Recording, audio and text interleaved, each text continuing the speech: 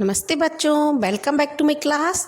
तो चलिए आज की क्लास में हम पढ़ेंगे संस्कृत कक्षा 7 सुरभि नामक पाठ्य पुस्तक का द्वितीय पाठ, मतलब दूसरा पाठ। ठीक है, जिसका नाम है कालबोध, मतलब काल बोध, मतलब काल का ज्ञान करना, जो समय की है, समय का ज्ञान। ठीक है, तो चलिए हम इस वीडियो को स्टार्ट करते हैं। तो इस चैप्टर को स्टार्ट करने से पहले अगर अभी तक आपने हमारे चैनल को लाइक और सब्सक्राइब नहीं किया तो प्लीज़ हमारे चैनल को लाइक और सब्सक्राइब करें। चलिए आगे बढ़ते हैं। देखिए यहाँ से हम फर्स्ट क्या है, शिष्य। सबसे पहले शिष्य पूछ रहे हैं। यहाँ पे शिष्य शिक्षक से क्वेश्चन पूछते हैं और मतलब प्रश्न पूछते हैं और गुरु उसका उत्तर देते हैं। तो गुरु भी अपने शिष्यों से कुछ प्रश्न पूछते हैं। तो चलिए पहले शिष्य पूछ रहे हैं, महोदय रात्रि दिवसयोः विभाजनम कथम भवति। मतलब महोदय रात्रि दिवसयोः मीन्स रात और दिन में विभाजन कैसे होता है, मतलब रात दिन कैसे बढ़ता है, कैसे अलग अलग होता है।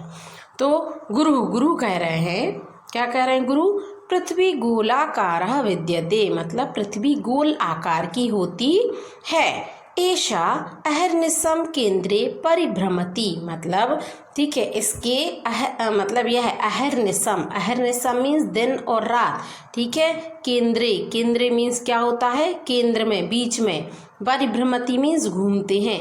ठीक है, पृथ्वी कैसी होती है, गोल आकार की। ठीक है, तो इसी पृथ्वी के दिन और रात कहाँ घूमते हैं, केंद्र में ही घूमते हैं। यदा अस्याः यः भागः सूर्यस्य सम्मुखे भवति तत्र सूर्यस्य किरणाः पतन्ति तदा दिनं जायते। यदा मीन्स होता है जब, अस्याः यह भागा मीन्स इसका, यह मीन्स जो, भागा मीन्स भाग। ठीक है, सूर्य से सन्मुखे भवति मतलब सूर्य के पास होता है। तत्र वहाँ सूर्य से किरणाः पतन्ति, तो वहाँ सूर्य की किरणें, पत मीन्स होता है गिरना, तो पतन्ति मीन्स गिरती हैं। तदा दिनम जायते, तदा मीन्स तब, दिनम मीन्स दिन, जायते मीन्स होता है। ठीक है, तो यदा अस्याः यह भागा सूर्य सम्मुखे भवति, मतलब जब इसका जो भाग, मतलब इसका जो भाग सूर्य के सम्मुख होता है, सूर्य के पास होता है, तत्र वहाँ पर सूर्य की किरणें गिरती हैं तो दिन होता है। यस्मिन् भागे किरणाः न पतन्ति, मतलब जो भाग, मतलब इसके बाद दूसरा जो भाग होता है उसकी किरणें नहीं गिरती हैं। तत्र अंधकारः भवति, ठीक है, वहाँ पर अंधकार होता है। रात्रि च जायते, और रात हो जाती है। ठीक है, तो इसमें क्या बताया हमने, पृथ्वी गोलाकार है। ठीक है, और पृथ्वी के पर ही क्या होते हैं, दिन रात उसके केंद्र पर, पृथ्वी के केंद्र पर दिन रात घूमते रहते हैं। ठीक है, तो पृथ्वी का जो भाग सूर्य के पास होता है वहाँ पर सूर्य की किरणें गिरती हैं तो वहाँ पे दिन होता है, और जो भाग पर किरण नहीं गिरती हैं वहाँ पर रात वहाँ पर अंधकार हो जाता है और रात हो जाती है। चलिए आगे चलते हैं। सूर्यः प्रातः, यहाँ से सूर्यः प्रातः पूर्वस्यां दिशि उदेति सायं च पश्चिम दिशि अस्तं गच्छति, मतलब सूर्य प्रातः सुबह के समय पूर्वस्याम दिशि उदेति, मतलब पूर्व दिशा से उगता है।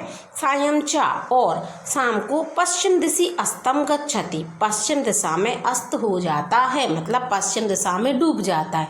तो आप सभी को पता है कि सूर्य पूर्व दिशा से उगता है और पश्चिम दिशा में जाके डूब जाता है।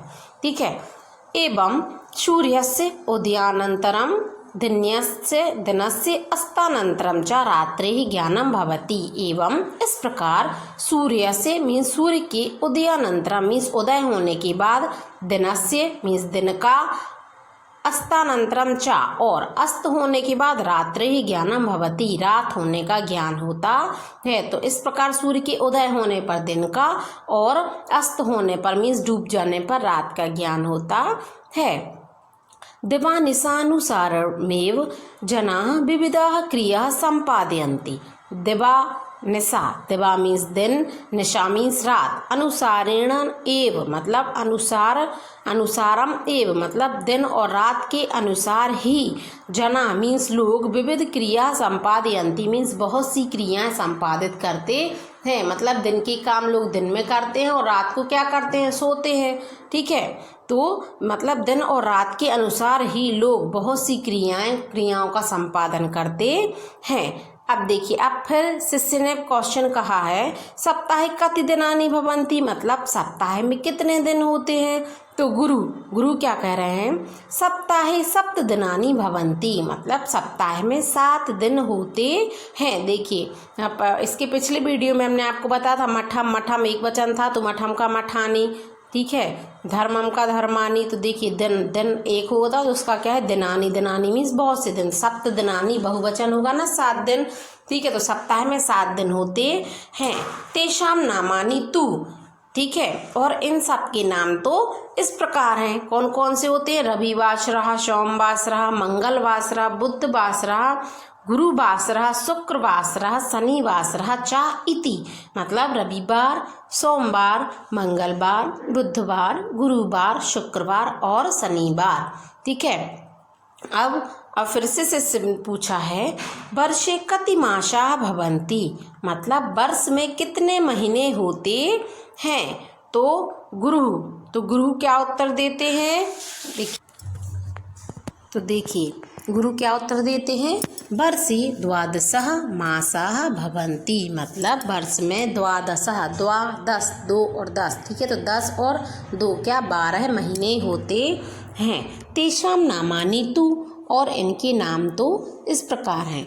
कौन कौन से नाम होते हैं, देखिए ये महीनों के नाम है हिंदी कैलेंडर के अनुसार, चैत्रः, वैशाखः, ज्येष्ठः, आषाढ़ः, श्रावणः, भाद्रपदः, आश्विनः, कार्तिकः, मार्गशीर्षः, पौषः, माघः, फाल्गुनः, चेति चा इति। ठीक है, तो कौन कौन से होते हैं, चैत, वैशाख, ज्येष्ठ, आषाढ़, श्रावण मीन्स सावन, भाद्रपदा मीन्स भादों, आश्विना मीन्स इसको कुआर का महीना बोलते हैं, कार्तिका कार्तिक, मार्गशीर्ष मीन्स मार्गशीर्ष, ठीक है, पोष, माघा माघ का महीना, फाल्गुन माघ और फागुन, इति मीन्स आदि।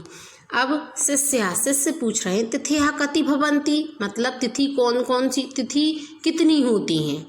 क्या पूछा है, तिथि कितनी होती हैं। तो गुरु कह रहे हैं, प्रतिपक्षम तिथियाः पंचदशा भवति, प्रतिपक्षम मीन्स प्रत्येक पक्ष में, पक्ष मीन्स 2 पक्ष होते हैं, तो प्रत्येक पक्ष में पंचदशा भवति मीन्स 5 10 और 5 15, तो तिथि कितनी होती है, 15।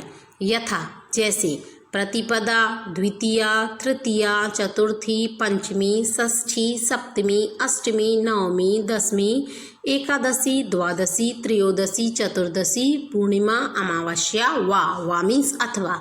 देखिए, प्रत्येक पक्ष में कितनी होती है, यहाँ पे एक महीने में 2 पक्ष होते हैं, ठीक है, एक शुक्ल पक्ष और एक कृष्ण पक्ष। तो शुक्ल पक्ष में भी 15 तिथि होती हैं और कृष्ण पक्ष में भी 15 तिथि होती हैं। तो देखिए कौन कौन सी प्रतिपदा, जिसे हम परमा बोलते हैं, ठीक है, प्रतिपदा द्वितीया, दोष, तृतीया, तीज, चतुर्थी, पंचमी, षष्ठी, सप्तमी, अष्टमी, नवमी, दशमी, एकादशी मीन्स जिसे हम 11 बोलते हैं, ठीक है, द्वादशी, 12, त्रयोदशी, चतुर्दशी, पूर्णिमा। ठीक है, या तो पूर्णिमा आएगा, एक तिथि में पूर्णिमा आती है, एक पक्ष में पूर्णिमा आता है और दूसरे पक्ष में अमावस्या आती है, तो पूर्णिमा अथवा अमावस्या। ठीक है, फिर आगे कह रहे हैं, मासौ द्वपक्षौ भवतः, मतलब महीने में 2 पक्ष होते हैं, शुक्ल पक्ष, कृष्ण पक्ष च इति, मतलब शुक्ल पक्ष और कृष्ण पक्ष।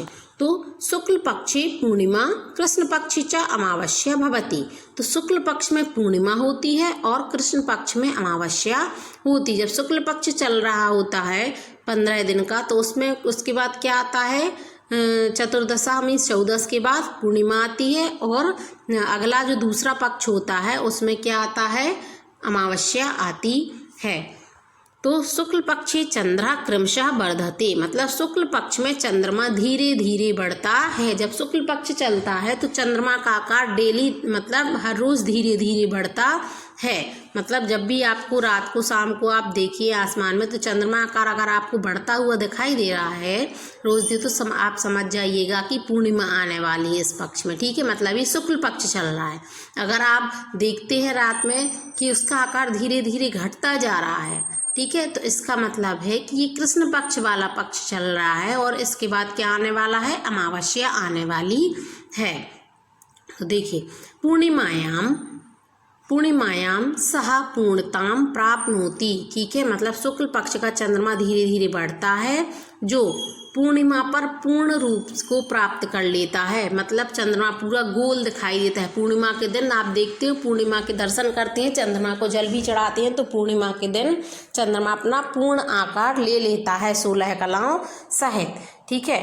अब है सह पंचदशभिः कलाभिः पूर्णः भवति, मतलब पंचदशभिः, यहाँ पे 15 कलाएं बताई, वैसे अपन 16 15 कलाओं, ठीक है, वह 15 कलाओं में पूर्ण होता है। कृष्ण पक्षे चा क्रमशः क्षयं प्राप्नोति, कृष्ण पक्षे चा, और कृष्ण पक्ष में क्रमशः क्षयं प्राप्नोति, वह धीरे धीरे नष्ट होता जाता है, मतलब कम होता जाता है, ठीक है। प्रतिदिनम तस्य एका कला क्षीयते, प्रतिदिन उसकी तस्वीर उसकी एक कला नष्ट होती जाती है। अमावस्यायाम सह पूर्ण रूपेण लुप्ता भवति, मतलब वह अमावस्या पर तो यह पूर्ण रूप से ही लुप्त हो जाता है, मतलब छिप जाता है। अब है शिष्य कह रहे हैं वर्षे कति ऋतवः भवन्ति, मतलब एक साल में, एक वर्ष में कितनी ऋतुएं होती हैं। तो गुरु कह रहे हैं चैत्र वैशाखियों, ठीक है, मतलब चैत और बैसाख में बसंत ऋतु, ज्येष्ठाषाढ़योः मीन्स ज्येष्ठ और आषाढ़ के महीने में ग्रीष्मा मीन्स ग्रीष्म ऋतु, जो कि अभी चल रही है, ज्येष्ठ का महीना चल रहा है, ठीक है। तो अभी ज्येष्ठ का महीना चल रहा है, तो हिंदी पंचांग के अनुसार अभी ये मलमास का महीना है, ठीक है, 2026 क्या है, ये मलमास का महीना है। तो इसमें अभी क्या 2 ज्येष्ठ पड़े हुए हैं, ठीक है। तो कहाँ पढ़ रहे थे हम, हाँ, ज्येष्ठ और आषाढ़, तो ये मलमास का महीना है, इसमें कौन से 2 महीने पड़े हैं, ज्येष्ठ के, इसीलिए बहुत ज़्यादा गर्मी हो रही है। तो ज्येष्ठ और आषाढ़ के महीने में कौन सी ऋतु होती है, ग्रीष्म ऋतु, ठीक है। फिर श्रावण भाद्रपदयोः, मतलब सावन और भादों के महीने में कौन सी ऋतु होती है, वर्षा ऋतु। आश्विन कार्तिकेयोः मीन्स आश्विन, अगन और कार्तिक के महीने में कौन सी ऋतु होती है, शरद ऋतु, सबसे अच्छा मौसम होता है। मार्गशीर्ष पौषयोः, ठीक है, मार्गशीर्ष और पूष के महीने में कौन सी ऋतु होती है, हेमंत ऋतु, ठीक है। और माघ फाल्गुनियोः मीन्स माघ के महीने और फागुन के महीने में कौन सी ऋतु होती है, शिशिर ऋतु, ठीक है। एवं इस प्रकार षड ऋतुः भवन्ति, इस प्रकार 6 ऋतुएं होती हैं। कौन कौन सी ऋतु, बसंत ऋतु, ग्रीष्म ऋतु, वर्षा ऋतु, शरद ऋतु, हेमंत ऋतु और शिशिर ऋतु, इस प्रकार ये 6 ऋतुएं होती हैं। शिष्य अब वो पूछ रहे हैं, गुरु शिष्य एकादशतः विंशति पर्यंतम संख्यां गणय, मतलब शिष्य एकादशतः मीन्स 11 से विंशति पर्यंतम मीन्स 20 तक संख्या की गणना करो, मतलब संख्याएं गिन के बताओ। क्या उन्होंने कहा है, शिष्य 11 से लेके 20 तक की संख्याओं को गिनकर बताओ। तो देखिए अगले पेज पे चलते हैं। तो शिष्य कह रहे हैं, शिष्य ने क्या उत्तर दिया है, आम, मतलब हाँ। एकादश, द्वादश, त्रयोदश, चतुर्दश, पंचदश, षोडश, सप्तदश, अष्टादश, नवदश और विंशति, मतलब 11 12 है, त्रयोदश 13 है, चतुर्दश मीन्स 14 है, पंचदश मीन्स 15 है, षोडश मीन्स 16 है, सप्तदश मीन्स 17 है, अष्टादश मीन्स 18 है, नवदश मीन्स 19 और विंशति मीन्स 20। तो गुरु क्या कह रहे हैं, साधु वत्स, मतलब ठीक है बेटा, सम्युक्तम मतलब बहुत अच्छा कहा है। तो चलिए बच्चों, अगर आज का वीडियो आपको अच्छा लगा है और आज का चैप्टर आपको समझ में आया है तो प्लीज़ हमारे चैनल को लाइक और सब्सक्राइब करें, अपने दोस्तों के साथ शेयर करें, जिससे आपको आगे आने वाले वीडियो का नोटिफिकेशन मिलता रहे। तो चलिए अब मिलते हैं हम नेक्स्ट वीडियो में, तब तक के लिए जय हिंद, जय भारत।